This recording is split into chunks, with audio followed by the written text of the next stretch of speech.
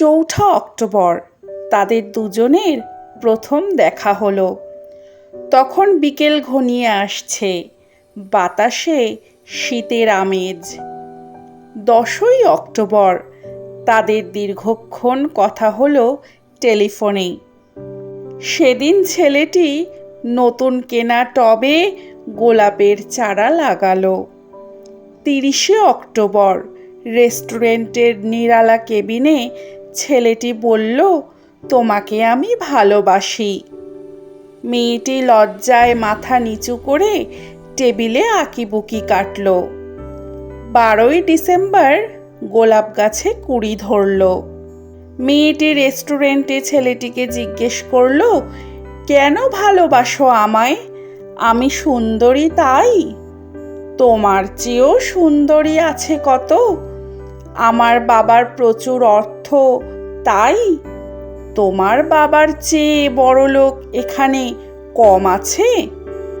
তাহলে ভালোবাসি ভালোবাসি তার আবার কারণ হয় নাকি? মেয়েটি বাড়ি ফিরে বন্ধুদের টেলিফোনে অনেক আলোচনা করলো। সবাই এক বাক্যে বুঝিয়ে দিল, ভালো যখন বাসে তখন একটা কিছু কারণ তো আছে বটেই। সেটা না বুঝে বেশি এগোস না। 3 জানুয়ারি মেয়েটি বলল, আমার কাছে কি চাও? কই, চাইনি তো কিছু। ভালোবাসো অথচ চাও না? তাহলে না চাহিলে যারে পাওয়া যায়, ত্যাগিলে আসে হাতে। এ তো গান, শুধুই গান, তাছাড়া কি? কিছুই যদি না চাও তবে ভালোবাসো কেন? ভালোবাসি তাই ভালোবাসা দিতে চাই, চাইবো কেন? তুমি সত্যিই অদ্ভুত। 10 ফেব্রুয়ারি দুজনের দেখা হলো মেট্রো স্টেশনের পাতালে। ছেলেটি বলল, আমি কাল সারা রাত বাঁশি বাজিয়েছি। সারা রাত সেই সুরের মায়াবী আলোয় তুমি নাচছিলে।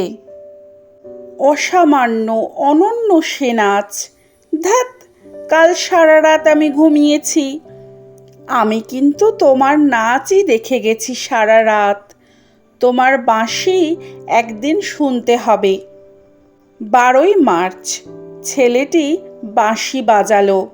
মেয়েটি শুনল। সময় থমকে রইল অনেকক্ষণ। বাঁশি যখন থামল, মেয়েটির 2 চোখ ভরা জলে। বলল, বাঁশি শুনতে শুনতে আমার ঘুম এলো আবেশে। আমি দেখলাম আমি নাচছি।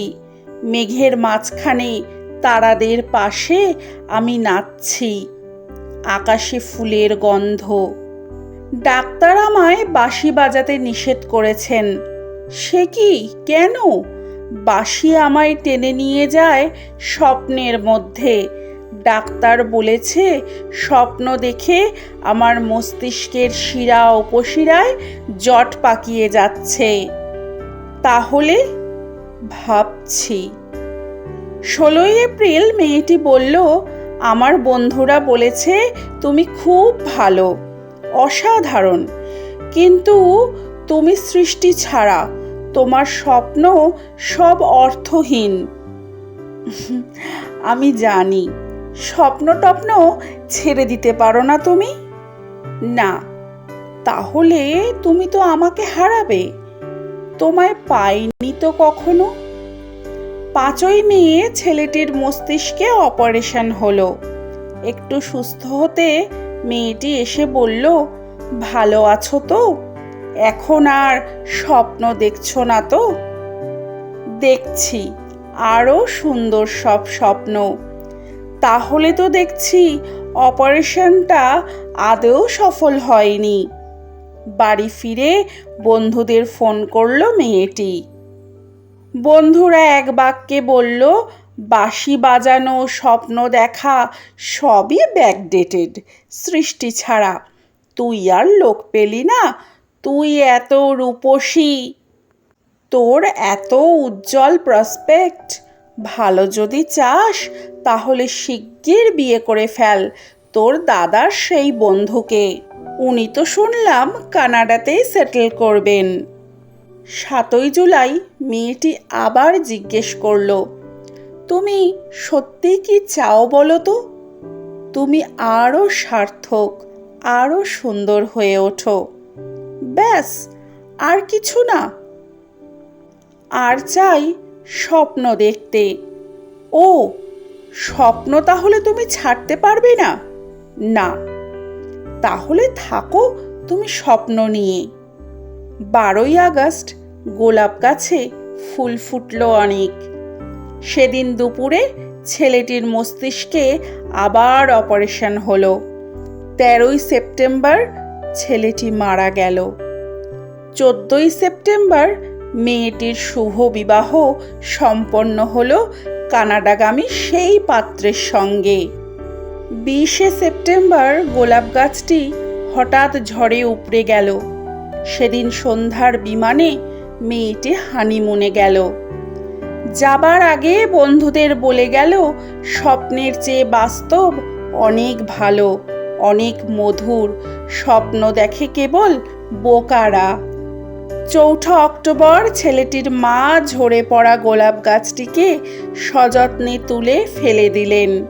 শূন্য টবে তখন কয়েকটা পোকা, কয়েকটা মাছি।